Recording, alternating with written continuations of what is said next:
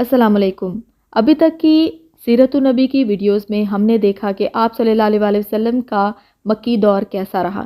ابو جہل کی بنائی ہوئی ترکیب کی وجہ سے آپ صلی اللہ علیہ وسلم کو قتل کرنے کا منصوبہ بنایا گیا، اور اس منصوبے کی وجہ سے اللہ تعالیٰ نے آپ صلی اللہ علیہ وسلم کو مکہ سے ہجرت کر کے مدینہ جانے کا کہا، لیکن اللہ تعالیٰ نے حضرت جبرائیل علیہ السلام کے ذریعے سے اپنے پیارے محبوب صلی اللہ علیہ وسلم کو کفار مکہ کے منصوبے سے آگاہ کر دیا، اور ساتھ ہی اللہ نے ہجرت کا حکم بھی دے دیا۔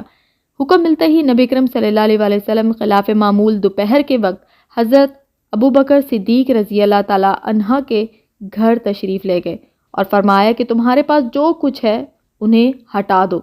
حضرت ابوبکر صدیق رضی اللہ تعالیٰ عنہ نے عرض کی کہ بس آپ صلی اللہ علیہ وسلم کے اہل خانہ یعنی کہ حضرت عائشہ رضی اللہ تعالیٰ عنہ اور حضرت اسماء رضی اللہ تعالیٰ عنہ ہیں۔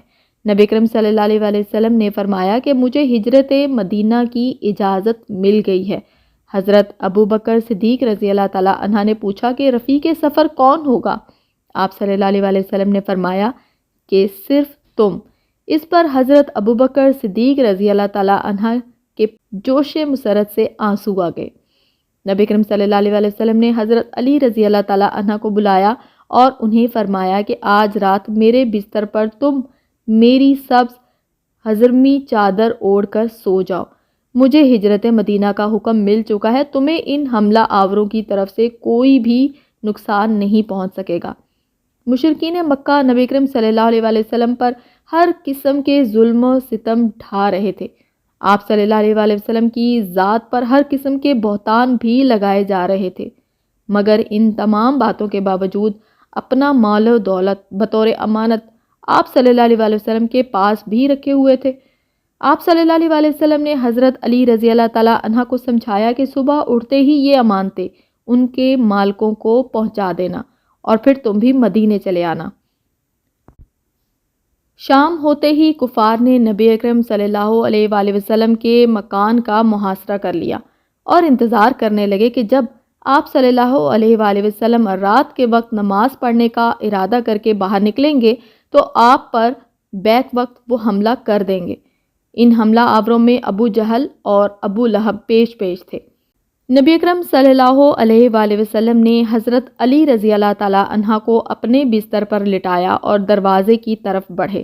اس وقت ابو جہل اپنے گھیراؤ کرنے والے ساتھیوں سے کہہ رہا تھا کہ محمد صلی اللہ علیہ وآلہ وسلم کہتا ہے کہ اگر تم لوگ مجھ پر ایمان لے آؤ تو عرب و عجم تمہارے زیر نگی ہوں گے اور تمہارے لیے جنت ہوگی جس میں باغ ہوں گے۔ ان باغوں میں ایسے ایسے خوشنما اور خوش ذائقہ پھل ہوں گے کہ جس کا تم تصور بھی نہیں کر سکتے۔ باغوں میں دودھ اور شہد کی نہریں ہوں گی، اور اگر تم ایمان نہ لاؤ گے تو تمہیں قتل کر دیا جائے گا اور تمہیں دوزخ کی دہکتی ہوئی آگ میں ڈالا جائے گا، حالانکہ وہ خود نعوذ باللہ قتل ہونے والا ہے۔ اسی وقت نبی کرم صلی اللہ علیہ وآلہ وسلم گھر سے نکلے اور مٹھی بھر خاک محاصرین کی طرف پھینک کر فرمایا کہ ہاں میں یہ کہتا ہوں اور تو بھی ان لوگوں میں سے ایک ہے جو آگ میں جلائے جائیں گے۔ رسالت مآب صلی اللہ علیہ وآلہ وسلم نے مٹھی بھر خاک ابو جہل اور ان کے ساتھیوں کی طرف پھینکی۔ اس مٹھی بھر خاک نے ابو جہل اور ساتھیوں کی بینائی چھین لی۔ آپ صلی اللہ علیہ وآلہ وسلم ان تمام کے سروں پر خاک ڈالتے اور سورہ یاسین کی تلاوت فرماتے ہوئے ان کے سامنے سے نکل گئے، مگر انہیں خبر تک نہ ہوئی۔ کچھ دیر میں ایک غیر متعلق شخص آیا اور اس نے پوچھا کہ کس کا انتظار کر رہے ہو؟ کفار نے کہا کہ محمد صلی اللہ علیہ وآلہ وسلم کا، تو اس نے بتایا کہ وہ تو نکل گئے۔ کفار کو یقین نہ آیا، انہوں نے دروازے کے سوراخ سے دیکھا اور خوش ہوئے کہ محمد صلی اللہ علیہ وآلہ وسلم تو سو رہے۔ صبح حضرت علی رضی اللہ تعالیٰ عنہ نماز فجر کے لیے بستر سے اٹھے تو کافر حیران ہوئے اور حضرت علی رضی اللہ تعالیٰ عنہ سے پوچھا کہ محمد صلی اللہ علیہ وآلہ وسلم کہاں ہیں؟ حضرت علی رضی اللہ تعالیٰ عنہ نے جواب دیا، مجھے کیا معلوم، تمہیں معلوم ہونا چاہیے کیونکہ تم تو پہرے پر تھے، میں تو رات بھر سکون سے سوتا رہا ہوں۔ اس پر انہوں نے حضرت علی رضی اللہ تعالیٰ عنہ کو مارا پیٹا اور پریشانی سے کہنے لگے کہ بتانے والے نے سچ بتایا تھا۔ حضور اکرم صلی اللہ علیہ وآلہ وسلم اپنے گھر سے نکلے اور حضرت ابوبکر صدیق رضی اللہ تعالیٰ عنہ کے دروازے پر گئے۔ حضرت ابوبکر صدیق رضی اللہ تعالیٰ عنہ نے اپنی بیٹی حضرت اسما رضی اللہ تعالی عنہا اور اپنے آزاد کردہ غلام عامر بن فہیرہ اور اپنے بیٹے عبداللہ رضی اللہ تعالی عنہ کو چند ہدایات دیں اور کھڑکی کے راستے باہر نکل کر اپنے حبیب صلی اللہ علیہ وآلہ وسلم کی خدمت میں حاضر ہو گئے اور دونوں محب اور محبوب چل پڑے۔ حضرت اسما رضی اللہ تعالی عنہ نے کھانا تیار کیا تو توشہ دان میں باندھنے کے لیے کوئی چیز نہ تھی۔ انہوں نے کمر بند پھاڑ کر توشہ دان باندھا، اس لیے انہیں ذات النطاقتین کہا جاتا ہے۔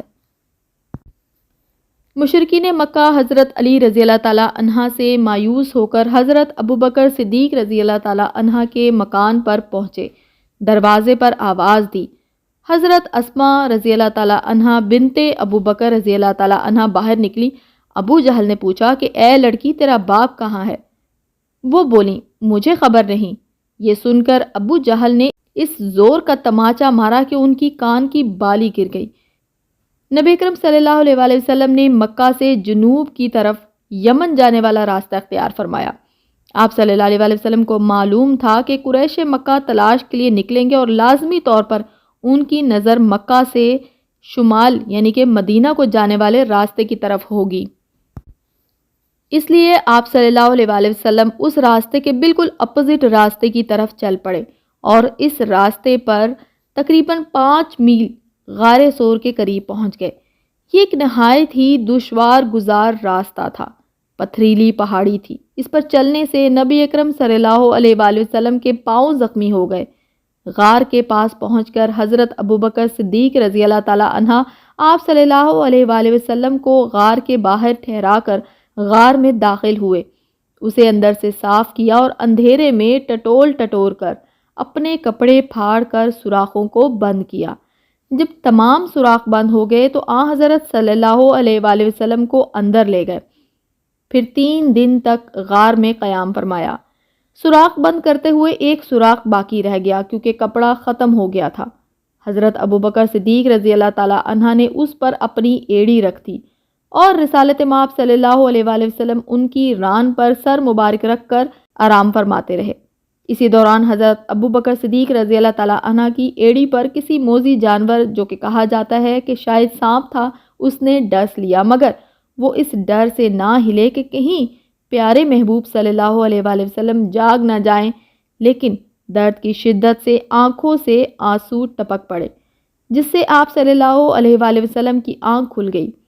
آپ صلی اللہ علیہ وآلہ وسلم نے پوچھا، ابوبکر تمہیں کیا ہوا ہے؟ عرض کی، مجھے کسی چیز نے ڈس لیا ہے۔ رسول اللہ صلی اللہ علیہ وآلہ وسلم نے اس پر اپنا لعاب دہن مبارک لگایا تو اسی وقت تکلیف دور ہو گئی۔ ایک روایت کے مطابق 27 صفر 1490 کو غار ثور میں تشریف فرما ہوئے۔ رسالت مآب صلی اللہ علیہ وآلہ وسلم نے حضرت ابوبکر صدیق رضی اللہ تعالی عنہ کے ہمراہ غار ثور میں 3 راتیں گزاری، یعنی جمعہ، ہفتہ اور اتوار۔ حضرت عبداللہ بن ابوبکر رضی اللہ تعالی عنہ بھی رات کو آپ صلی اللہ علیہ وآلہ وسلم کے ساتھ ہی قیام کرتے اور صبح ہوتے ہی شہر مکہ کو روانہ ہو جاتے، دن بھر مکہ میں رہتے اور قریش مکہ کی سرگرمیوں سے آگاہی حاصل کرتے، اور اندھیرا پھیلنے پر پھر آپ صلی اللہ علیہ وآلہ وسلم کے پاس پہنچ کر قریش کی بھاگ دوڑ سے آگاہ کرتے۔ حضرت ابوبکر صدیق رضی اللہ تعالی عنہ کا غلام عامر بن فہیرہ بکریاں چراتے ریوڑ کو اسی راستے پر لے جاتے جس راستے پر حضرت عبداللہ روانہ ہوتے، تاکہ ریوڑ کے چرنے سے ان کے قدموں کے نشان مٹ جائیں۔ بکریاں چراتے چراتے وہ انہیں غار کے قریب لے جاتے۔ حضرت محمد صلی اللہ علیہ وآلہ وسلم اور حضرت ابوبکر صدیق رضی اللہ تعالی عنہ ان کا دودھ سیر ہو کر پیتے۔ ایک روایت کے مطابق حضرت اسما رضی اللہ تعالی عنہ کھانا تیار کر کے غار ثور میں پہنچ جاتی۔ ان 3 دنوں میں قریش مکہ نے تلاش جاری رکھی۔ وہ غار ثور تک پہنچ گئے، مگر غار کے منہ پر مکڑی نے اپنا جالا بنا رکھا تھا اور قریب ہی ایک کبوتری نے 2 انڈے بھی دے رکھے تھے۔ کفار کو گمان تک نہ ہوا کہ اس غار میں کوئی آدمی داخل بھی ہو سکتا ہے۔ کفار کے پاؤں کو دیکھ کر حضرت ابوبکر صدیق رضی اللہ تعالی عنہ پریشان ہوئے۔ ان کی پریشانی کو دیکھ کر نبی اکرم صلی اللہ علیہ وآلہ وسلم نے فرمایا کہ ابوبکر، ایسے 2 آدمیوں کے بارے میں تمہارا کیا خیال ہے جن کا تیسرا اللہ ہے؟ قریش مکہ یہاں سے بھی ناکام واپس گئے۔ اب انہوں نے اعلان کیا کہ جو آدمی نبی اکرم صلی اللہ علیہ وآلہ وسلم کو تلاش کر کے لائے گا اسے 100 اونٹ انعام دیا جائے گا۔ اس لالچ کے تحت ہر آدمی تلاش کے لیے نکل کھڑا ہوا۔ 3 دن کے بعد رسالت مآب صلی اللہ علیہ وآلہ وسلم اور حضرت ابوبکر صدیق رضی اللہ تعالی عنہ نے 1 ربیع الاول 1490 کو مدینہ کی طرف سفر کا عزم کیا، اور اس کے ساتھ ہی وحی نازل ہو گئی، جس کا ذکر سورہ حج کی آیت نمبر 39 میں ہے۔ مسلمان 13 سال تک برابر ثابت قدم اور بلند حوصلے سے کفار کے مظالم کو برداشت کرتے رہے۔ پہلے عام مسلمانوں اور اس کے بعد نبی کرم صلی اللہ علیہ وآلہ وسلم کے لیے بھی ہجرت کا حکم آیا، تو ساتھ ہی جہاد کا حکم بھی آ گیا۔ مکہ میں رہتے ہوئے مسلمانوں کو قتال یعنی کہ جہاد کا حکم کیوں نہیں تھا؟ کیوں ان کے ہاتھ روکے گئے تھے؟ اس کی 2 وجوہات تھی۔ مسلمان تعداد میں بہت کم تھے اور ان میں کمزور اور غلام لوگ بھی تھے، جبکہ قریش مکہ اور دیگر رسائے کثیر تعداد میں تھے۔ اس لیے اگر مسلمان بھی جوابی کارروائی کا ارادہ کرتے تو اکثریت کے مقابلے میں اپنی کم تعداد ہونے کی وجہ سے ختم ہو کر رہ جاتے۔ ہر عمل کا ایک رد عمل ہوتا ہے، یعنی کہ ری ایکشن ہوتا ہے۔ دنیاوی لحاظ سے اس کی مثال یوں لے لیں کہ اگر ایک طاقتور آدمی کسی کمزور کو مارنا شروع کر دیتا ہے تو کمزور آدمی اس کے تھپڑوں یا لاٹھیوں کا جواب دینے کی طاقت نہیں رکھتا، مگر گالی گلوچ کے ذریعے اپنے غم و غصے کا اظہار کرے گا، یعنی کسی نہ کسی طرح سے ری ایکشن ضرور ہوگا، جس سے دنگا فساد اور شور و غل ہوگا۔ مگر یہاں معاملہ بالکل الٹ ہے۔ بڑے بڑے صحابہ کرام رضی اللہ تعالی عنہ جن کی شجاعت کی بدولت انہیں بذات خود ایک لشکر کی حیثیت حاصل ہے، جبکہ بعد کے حالات نے ثابت بھی کیا، وہ بالکل اس وقت خاموش تھے۔ ان کی جوابی کارروائی نہ کرنے کی وجہ تو سمجھ میں آتی ہے کہ رب العزت کی طرف سے اجازت نہیں تھی، اور اجازت نہ ملنے کی وجہ کا پس منظر قرآن پاک سے ملتا ہے۔ چنانچہ ارشاد باری تعالیٰ ہے کہ انجیر کی قسم اور زیتون اور طور سینا اور اس امن والے شہر یعنی کہ مکہ کی قسم، یعنی مکہ امن والا شہر ہے۔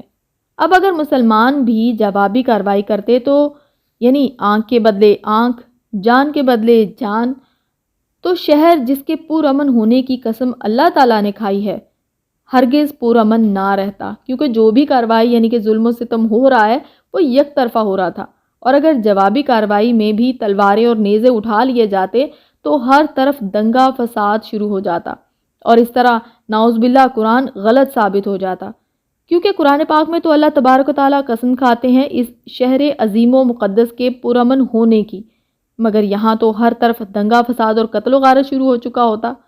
چنانچہ اسی وجہ سے مسلمانوں کو جہاد کی اجازت نہ تھی، اور جو ہی مکہ یعنی کہ آپ صلی اللہ علیہ وآلہ وسلم کی مقدس ذات سے خالی ہوا، اور اس کے ساتھ ہی اذن قتال یعنی کہ جوابی کارروائی کا حکم دے دیا گیا۔ غار ثور میں 3 دن قیام کے بعد عبداللہ بن اریکت لیسی، جس کو حضرت ابوبکر صدیق رضی اللہ تعالی عنہ نے 2 اونٹنیاں پالنے کے لیے بہت پہلے دے رکھی تھی، اگرچہ اس نے اسلام قبول نہیں کیا تھا، مگر حضرت ابوبکر صدیق رضی اللہ تعالی عنہ کا وفادار تھا، وہ 3 اونٹنیاں لے کر غار کے پاس حاضر ہو گیا۔ چنانچہ ایک اونٹنی پر نبی اکرم صلی اللہ علیہ وآلہ وسلم اور دوسری پر حضرت ابوبکر صدیق رضی اللہ تعالی عنہ اور تیسری پر وہ خود سوار ہوا، اسے بطور رہبر ساتھ لیا گیا۔ اس طرح یہ قافلہ مدینہ روانہ ہوا، اور ایک روایت کے مطابق حضرت ابوبکر صدیق رضی اللہ تعالی عنہ کا غلام عامر بن فہیرہ بھی ہمراہ تھا۔ کفار مکہ ہر طرف تلاش کر کے تھک چکے تھے۔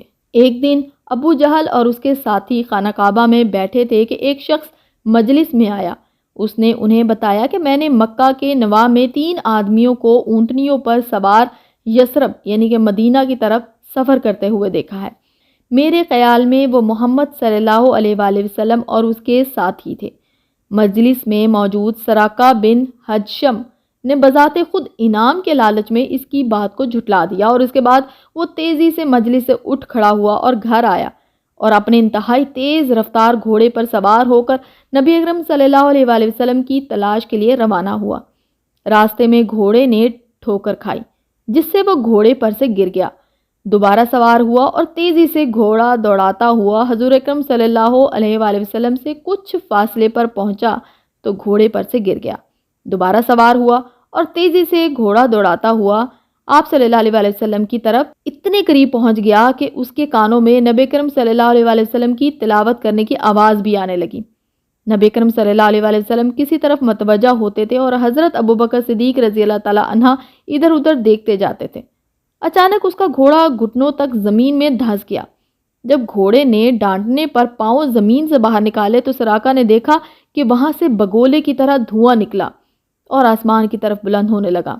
سراقہ سمجھ گیا کہ وہ حضور اکرم صلی اللہ علیہ وآلہ وسلم کو نہیں پکڑ سکتا، عنقریب ان کا دین غالب ہوگا۔ اب سراقہ نے چلا کر امان طلب کی۔ سراقہ نے زادِ راہ پیش کیا، یعنی کہ کھانے کے لیے کچھ سامان پیش کیا، مگر آپ صلی اللہ علیہ وآلہ وسلم نے قبول نہ فرمایا۔ آپ صلی اللہ علیہ وآلہ وسلم نے فرمایا کہ ہمارے معاملے کو راز میں رکھنا۔ سریقہ نے وعدہ کیا۔ نبی اکرم صلی اللہ علیہ وآلہ وسلم نے حضرت ابوبکر صدیق رضی اللہ تعالیٰ عنہ سے پوچھا کہ اسے کہو وہ ہم سے کیا چاہتا ہے۔ حضرت ابوبکر صدیق رضی اللہ تعالیٰ عنہ کے پوچھنے پر اس نے جواب دیا کہ مجھے امن کی تحریر دے دیں۔ نبی اکرم صلی اللہ علیہ وآلہ وسلم نے ارشاد فرمایا کہ اے ابوبکر اسے لکھ دو۔ حضرت ابوبکر صدیق رضی اللہ تعالیٰ عنہ نے ایک ہڈی پر مطلوبہ تحریر لکھ کر اس کی جانب پھینک دی۔ سراقہ نے یہ تحریر سنبھال کر رکھی اور فتح حنین کے بعد آپ صلی اللہ علیہ وآلہ وسلم کی خدمت میں حاضر ہو کر اسلام قبول کر لیا۔ نبی اکرم صلی اللہ علیہ وآلہ وسلم نے اپنے ساتھیوں کے ہمراہ یثرب کی طرف سفر جاری رکھا۔ راستے میں آپ صلی اللہ علیہ وآلہ وسلم قبیلہ بنو قزا کے پاس سے گزرے تو اس قبیلے کی ایک بوڑھی عورت خیمے کے پاس چادر اوڑے لیٹی ہوئی تھی۔ آپ صلی اللہ علیہ وآلہ وسلم زادِ راہ یعنی کہ خوراک کا سامان لینے کے لیے اس کے پاس گئے۔ آپ صلی اللہ علیہ وآلہ وسلم نے ارادہ فرمایا کہ اس آبادی سے کچھ گوشت یا کھجوریں خرید لیں۔ آپ صلی اللہ علیہ وآلہ وسلم نے اس بڑھیا سے کچھ خریدنے کے بارے میں دریافت فرمایا۔ وہ آپ صلی اللہ علیہ وآلہ وسلم کو پہچانتی نہ تھی۔ اس نے جواب دیا کہ میرے پاس تو کچھ بھی نہیں، اگر ہوتا تو میں بطور مہمانداری آپ صلی اللہ علیہ وآلہ وسلم کی خدمت میں ضرور پیش کرتی۔ اس پر نبی کرم صلی اللہ علیہ وآلہ وسلم نے پوچھا کہ یہ ایک بکری بندھی ہوئی ہے، کیا میں اس کا دودھ دھو لوں؟ اس پر بڑھیا بولی یہ بکری نہایت کمزور اور لاغر ہے، اسی وجہ سے یہ بندھی ہے، کمزوری کی وجہ سے ریوڑ کے ساتھ نہیں جا سکتی، اس کا دودھ بھی سوکھ چکا ہے۔ آپ صلی اللہ علیہ وآلہ وسلم کے دوبارہ اجازت مانگنے پر اس نے اجازت دے دی۔ حضور اکرم صلی اللہ علیہ وآلہ وسلم نے اس کے تھنوں پر ہاتھ پھیرا اور بسم اللہ پڑھ کر دودھ دھونا شروع کیا۔ یہ دودھ آپ صلی اللہ علیہ وآلہ وسلم اور آپ کے ساتھیوں نے جی بھر کر پیا۔ آپ صلی اللہ علیہ وآلہ وسلم نے بڑھیا سے اس کے گھر کے برتن مانگے، حتیٰ کہ اس کے خیمے میں موجود تمام برتن دودھ سے بھر گئے۔ اس کے بعد آپ صلی اللہ علیہ وآلہ وسلم نے اپنے ساتھیوں کے ہمراہ دوبارہ سفر شروع کیا۔ شام کو اس بڑھیا یعنی کہ ام معبد کے خامند گھر آئے اور پانی پینے لگے تو دیکھا کہ گھڑا دودھ سے بھرا ہوا ہے۔ اس نے بیوی سے پوچھا کہ یہ دودھ کہاں سے آیا ہے اور یہ کیا ماجرا ہے؟ خامند نے جب آپ صلی اللہ علیہ وآلہ وسلم کے حلیے کے بارے میں دریافت کیا تو ام معبد نے جو حلیہ بیان کیا وہ ایک غیر مسلم کا آپ صلی اللہ علیہ وآلہ وسلم کی خدمت میں پہلا نذرانہ عقیدت پیش تھا، جو تاریخ میں محفوظ آپ صلی اللہ علیہ وآلہ وسلم کے حلیہ مبارک کی تفصیل ہے۔ ام معبد نے کہا کہ اے ابو معبد، اس کی صفائی اور پاکیزگی، حالانکہ آپ صلی اللہ علیہ وآلہ وسلم حالت سفر میں تھے، بہت نمایاں اور کھلی ہوئی تھی۔ چہرہ مبارک نورانی تھا اور ایسی مٹھاس تھی کہ نظریں ہٹانے کو جی نہ چاہتا تھا، مگر اس کے ساتھ ہی ایسا تقدس کہ نظریں خود بخود جھک جائیں۔ پیٹ بڑھا ہوا نہ تھا، نہ گردن کو تا تھی، نہ ہی سر چھوٹا تھا۔ آنکھوں میں سیاہی، یہ سیاہی خوب تیز اور سفیدی بھی تیز تھی۔ پلکیں گھنی، ابرو مبارک باریک اور آپس میں ملے ہوئے، بالوں کی سیاہی تیز اور ریش مبارک گھنی تھی۔ جب بولتے تو گفتگو ایسی کہ جیسے نگینوں کی لڑی سے نگینے گر رہے ہیں۔ گفتار میں شرینی اور حلاوت تھی، نہ ہی فضول گو تھے اور نہ کم گو، مگر گفتگو کا ایک ایک لفظ مفصل۔ جب گفتگو کے درمیان خاموش ہوتے تو ایک وقار چھایا رہتا، جب مسکراتے حسن کا غلبہ اور دبدبہ رہتا۔ دور سے دیکھو تو باروب اور حسین و جمیل، قریب سے دیکھو تو قدرت کے حسن کی ایک مکمل تصویر۔ قد ایسا کہ نہ تو دراز اور نہ ہی چھوٹا بلکہ متوسط اندام۔ معبد کی تفصیل سن کر ابو معبد نے تعصب سے کہا کہ اے معبد، یہ وہی لوگ ہیں جن کی تلاش میں کفار مکہ پھر رہے ہیں۔ مجھے اگر ان سے ملاقات کا موقع ملتا تو ضرور ان کی صحبت میں رہنے کی درخواست کرتا۔ دوران سفر بریرہ اسلمی سے آپ صلی اللہ علیہ وسلم اور ان کے ساتھیوں کی ملاقات ہوئی۔ یہ اپنی قوم کے سردار تھے، مگر قریش کے مقرر کردہ انعام یعنی کہ 100 اونٹ کے لالچ میں نبی اکرم صلی اللہ علیہ وسلم کی تلاش کے لیے اپنی قوم کے ہمراہ نکلے۔ نبی اکرم صلی اللہ علیہ وآلہ وسلم اور حضرت ابوبکر صدیق رضی اللہ تعالیٰ عنہ سے آمنا سامنا ہو گیا۔ جب گفتگو شروع ہوئی تو کچھ ہوش نہ رہا اور دیوانہ وار اپنی قوم کے 70 آدمیوں سمیت دست مبارک پر بیعت کرتے ہوئے اسلام قبول کر لیا۔ مدینہ میں نبی اکرم صلی اللہ علیہ وآلہ وسلم کی تشریف آوری کی خبریں تو متواتر پہنچ رہی تھیں کہ آپ صلی اللہ علیہ وآلہ وسلم مکہ سے روانہ ہو چکے ہیں۔ چنانچہ تمام شہر چشمے برآ تھا۔ معصوم بچے تک نہایت مسرت اور جوش و خروش سے کہہ رہے تھے کہ ہمارے پیارے نبی صلی اللہ علیہ وآلہ وسلم تشریف لا رہے ہیں۔ ابھی کے لیے بس اتنا ہی۔ یہاں سے آگے ہم دیکھیں گے کہ آپ صلی اللہ علیہ وآلہ وسلم جب مدینہ پہنچے تو ان کا استقبال کس طرح سے کیا گیا اور وہاں پر کیا کیا واقعات پیش آئے۔ امید کرتے ہیں کہ اللہ تعالی ہمارے اس خوبصورت سفر کو قبول فرمائے اور ہماری کوتاہیوں کو نظر انداز کر دے۔ آمین ثم آمین۔